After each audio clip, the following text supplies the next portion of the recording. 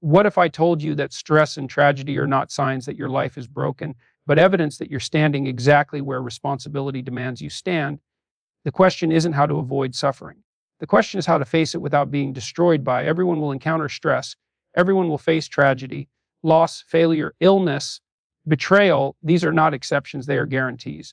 What separates those who collapse from those who grow stronger is not luck or temperament, but posture. How you orient yourself toward suffering determines whether it turns you bitter or transforms you into someone resilient, grounded, and meaningful. This is about learning to stand up straight in the middle of chaos. The first rule when dealing with stress and tragedy is deceptively simple and profoundly difficult. Tell the truth about your pain, not a softened version of it, not a socially acceptable summary, not a story designed to earn sympathy or avoid discomfort. The truth. Many people fail here not because they are weak, but because honesty with oneself demands courage. It requires you to look directly at what hurts without anesthetic, without distortion, without escape. Most people try to manage pain by avoiding it. They distract themselves with noise, entertainment, endless scrolling, substances, business, or anger. Others deny it outright, convincing themselves that they are fine while their lives quietly deteriorate beneath the surface. Some turn pain into resentment, using it as fuel for blame, bitterness, or moral superiority. These strategies feel protective in the short term, but they are corrosive over time. Pain that is ignored does not fade, it accumulates. It sinks deeper into the psyche and begins to express itself indirectly through anxiety, depression, rage, or despair. Unacknowledged pain does not remain contained. It metastasizes. It leaks into relationships, decisions, and identity. You begin reacting instead of choosing. You snap where you should speak. You withdraw where you should stand. You sabotage opportunities because the weight you are carrying has nowhere to go. When pain is unnamed, it becomes omnipresent. When it is named, it becomes localized, and localization is the beginning of control. Telling the truth about your pain means first admitting that it exists. This sounds obvious, but many people skip this step entirely. They tell themselves that others have it worse, that they should be grateful, that feeling broken is a sign of weakness. But suffering is not a competition, and gratitude is not a substitute for honesty. Pain does not require justification to be real. If it hurts, it hurts. Denying that fact does not make you virtuous. It makes you fragmented. You must name what you are facing, and you must do it clearly. This is devastating. This is unfair. This is heavier than I expected. These statements are not complaints, they are coordinates. They tell you where you are. Without coordinates, there is no map. Without a map, there is no movement forward. Precision in language produces precision in thought, and precision in thought produces stability. Truth is stabilizing because it replaces vague dread with a defined reality. Vague dread is paralyzing. It feels infinite, uncontrollable, and overwhelming. Defined reality, even when painful, is finite. It has edges, and what has edges can be approached. Chaos shrinks when it is articulated. This is why speaking honestly, whether to yourself, in writing, or to a trusted person, often brings relief even before circumstances change. The relief comes not from resolution, but from orientation. When you articulate your suffering honestly, you reclaim agency. You stop being passively overwhelmed and start actively confronting. This does not mean the pain disappears. It means it no longer owns you completely. You are no longer drowning in an unnamed sea. You are standing before a defined problem. That shift alone is transformative. Many people fear that telling the truth about their pain will make them weaker, that acknowledging suffering will break them open. The opposite is true. Truth does not weaken you. It organizes you. It aligns your internal world. When your inner narrative matches reality, energy stops leaking through contradiction. You no longer waste strength pretending, suppressing, or performing resilience. That reclaimed energy becomes available for endurance. There is also moral strength in truth. Lying to yourself requires constant maintenance. You must continually reinforce the lie, avoid reminders, and suppress evidence. This is exhausting. Truth, by contrast, is low maintenance. Once spoken, it stands on its own. You do not have to remember what you said. You do not have to defend it. Reality does that for you. Telling the truth about your pain also clarifies responsibility. You cannot take responsibility for what you have not acknowledged. If you refuse to admit that something is broken, you cannot repair it. If you refuse to admit that you are hurt, you cannot heal. Truth does not solve everything, but it makes solutions possible. This honesty must first be internal. Before you explain yourself to the world, you must explain yourself to yourself. What exactly hurts? When did it start? When did you lose? What do you fear now? What are you avoiding because it reminds you of the wound? These questions are uncomfortable, but they are surgical. They cut away confusion. It is important to understand that telling the truth about your pain does not mean indulging it. There is a difference between honesty and rumination. Honesty names pain accurately and then seeks orientation. Rumination circles pain endlessly without movement. Truth points forward, rumination traps you in place. The aim is not to wallow, but to see clearly. There is also a social dimension to truth. When pain is left unspoken, it isolates you. You feel alone even when surrounded by people. When expressed honestly and responsibly, pain becomes a bridge rather than a barrier. Others may not fix it, but they can witness it, and truth reduces the sense of existential isolation that often accompanies tragedy. However, discernment matters. Not everyone deserves access to your pain. Telling the truth does not mean broadcasting it indiscriminately. It means choosing the right context, the right language, and the right audience. Sometimes that audience is a journal. Sometimes it is a therapist. Sometimes it is a single trusted person. What matters is that the truth is told somewhere, not that it is told everywhere. Once your pain has shape, you are no longer helpless before it. Helplessness thrives in ambiguity. Power emerges from clarity. You may still be wounded, grieving, or afraid, but you are no longer disoriented. Orientation is strength. Orientation allows you the next question: what can I do even now? Truth also prevents pain from defining your identity. When pain is unnamed, it becomes fused with who you are. You don't just suffer, it becomes something you have. It becomes something you have, not something you are. That distinction is crucial. You can work with what you have. You cannot escape what you think you are. There is dignity in honest suffering, not performative suffering, not dramatized suffering, but quiet, articulated acknowledgement of reality. Dignity stabilizes the soul. It allows you to carry pain without being crushed by it. It allows you to endure without becoming resentful or nihilistic. Stress and tragedy test your relationship with truth. They expose whether you use honesty as a tool or avoid it as a threat.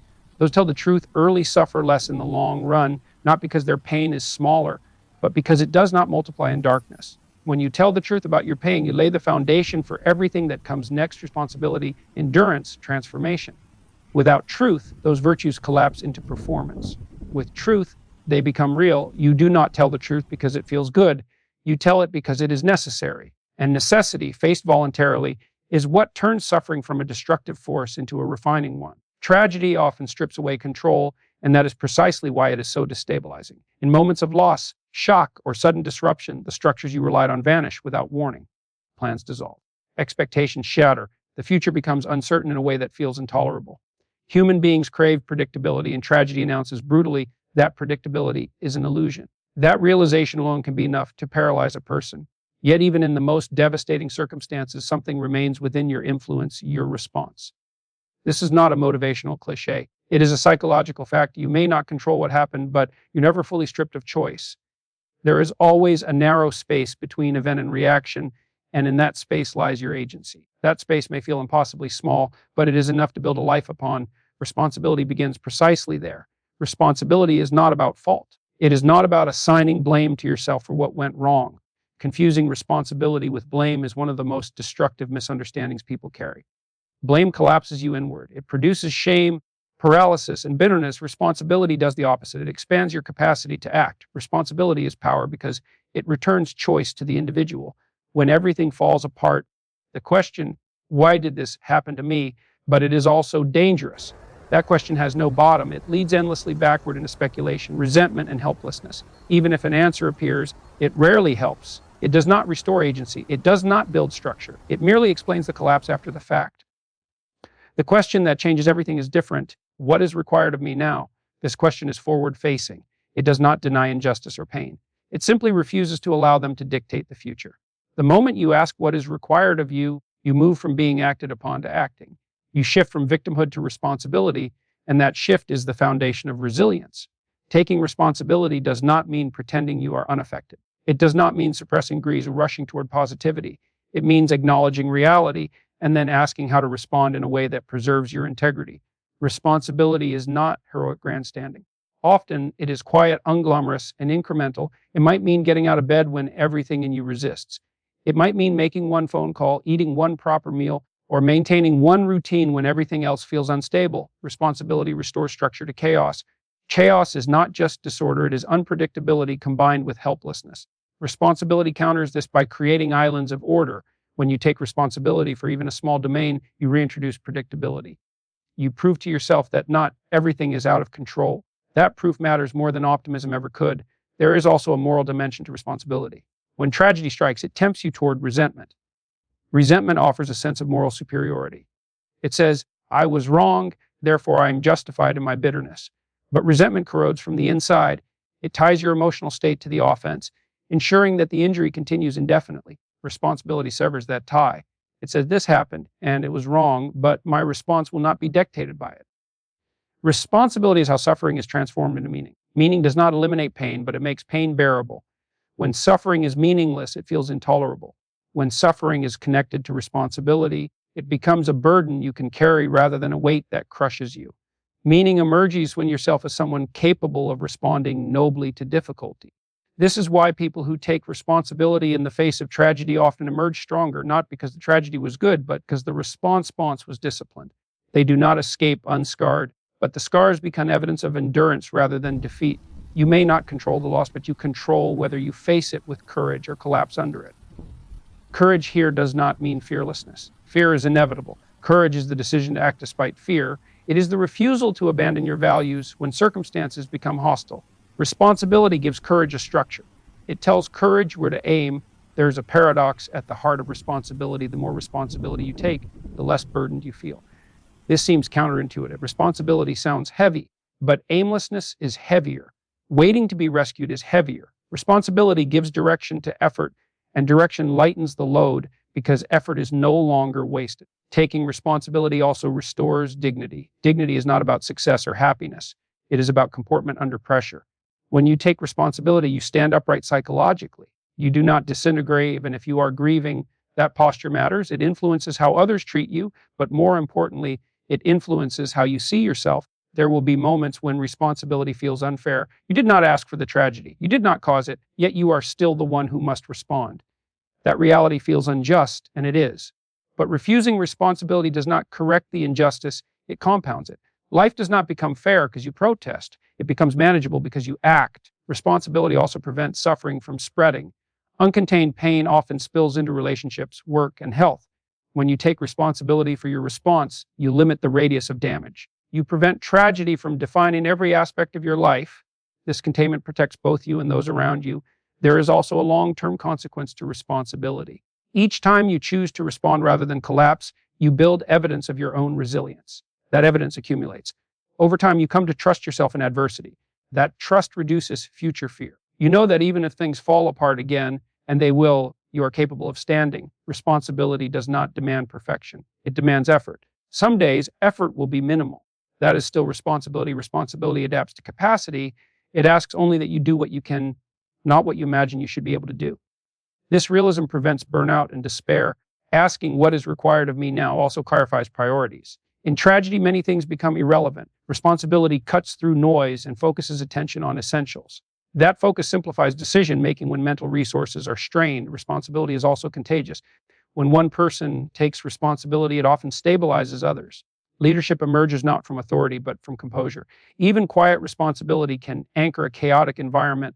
Ultimately, responsibility is how you reclaim authorship of your life. Tragedy may hijack the plot, but responsibility determines the next chapter.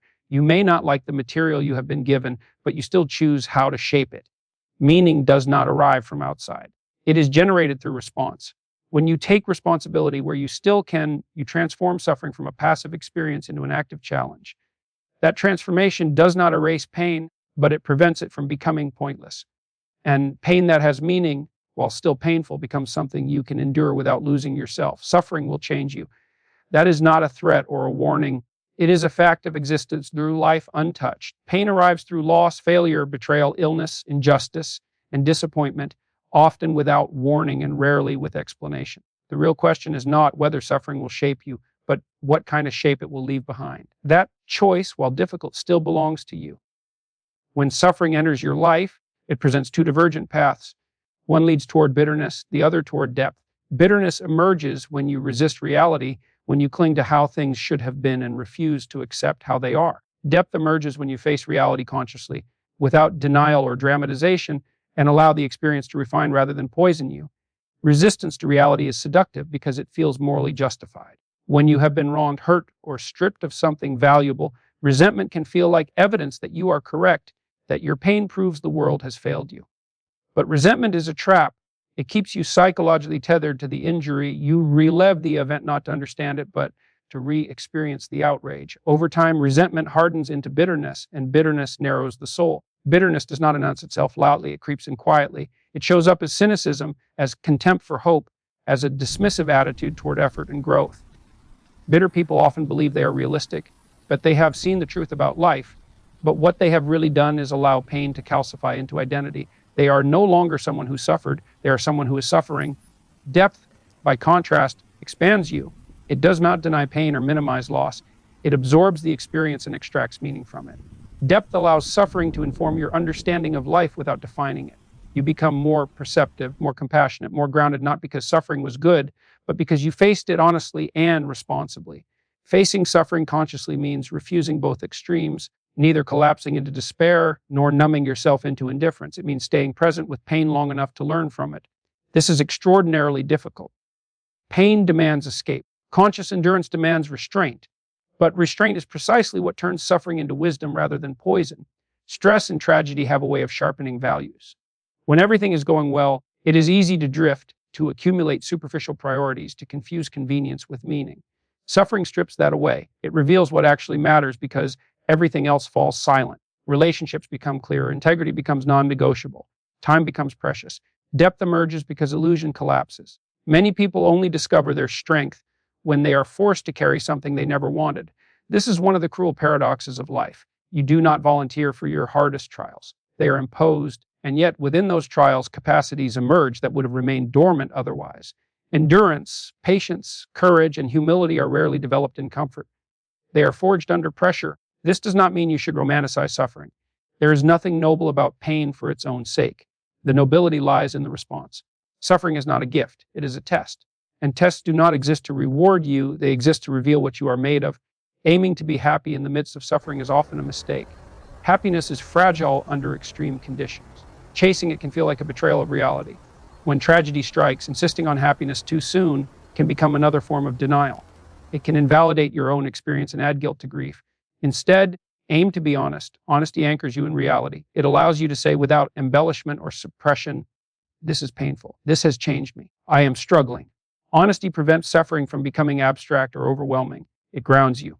Aim to be responsible. Responsibility gives suffering direction. It transforms pain from something that merely happens to you into something you respond to deliberately. Responsibility does not mean blaming yourself for what occurred. It means choosing your conduct in the aftermath. It means asking, given this reality, how should I act? That question restores agency. Aim to be courageous. Courage does not eliminate fear or sorrow. It allows you to move forward despite them. Courage is not loud. It often looks like persistence in small, unremarkable acts. It looks like continuing to care when withdrawal would be easier. It looks like refusing to let pain in this combination. Honesty, responsibility, courage is how character is forged. Character is not a personality trait. It is a pattern of response. It is what remains consistent when circumstances fluctuate. Suffering tests character because it removes external supports. When incentives disappear, only values remain. Depth also transforms how you relate to others. When you have suffered consciously, you become more attuned to pain in those around you. You listen differently. You judge less hastily. You understand that strength and fragility often coexist. This does not make you weak. It makes you human. Bitterness isolates.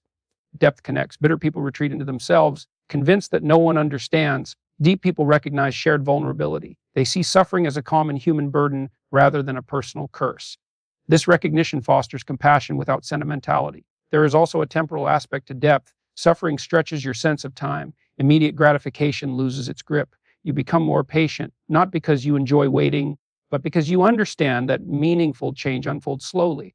This patience stabilizes you in a world obsessed with speed. Using suffering to build depth requires restraint in speech as well. Constantly rehearsing grievances keeps wounds open. This does not mean silence at all costs, but it does mean choosing expression carefully. Speak to understand and integrate, not to inflame or entrench. Depth does not erase anger or grief. It contextualizes them. Emotions become signals rather than commanders. You feel them fully, but you do not surrender your agency to them. This emotional regulation is not suppression, it is integration. Over time, suffering faced consciously reshapes identity. You no longer define yourself by comfort or ease. You define yourself by what you could earn without abandoning your values. This identity is resilient. It does not depend on circumstances aligning in your favor. The danger of bitterness is that it promises protection but delivers imprisonment. It claims to shield you from disappointment by lowering expectations, but it also lowers possibility. Depth, though harder to cultivate, expands possibility. It allows hope to coexist with realism. Depth also brings humility. You recognize how little control you truly have and how much strength it takes simply to remain decent under strain. This humility tempers arrogance and softens judgment. Suffering will leave a mark. That mark can be a scar that limits movement or a seam that strengthens the structure. The difference lies in how you carry it. If you resist reality, you freeze around the wound.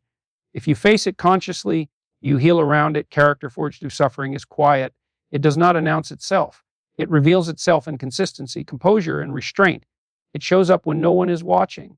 You do not need to thank suffering. You do not need to glorify it. You need only refuse to let it corrupt you. That refusal is an act of moral courage. In the end, suffering asks a question: will this make you smaller or will it make you deeper? The answer is written not in what happens to you, but in how you choose to respond. You are stronger than you think, not because life is easy, but because you can endure what is difficult without abandoning your integrity. Stress and tragedy are not the end of your story. They are the proving ground. Stand up, tell the truth, take responsibility, and let suffering shape you into someone capable of carrying both your pain and your future with dignity.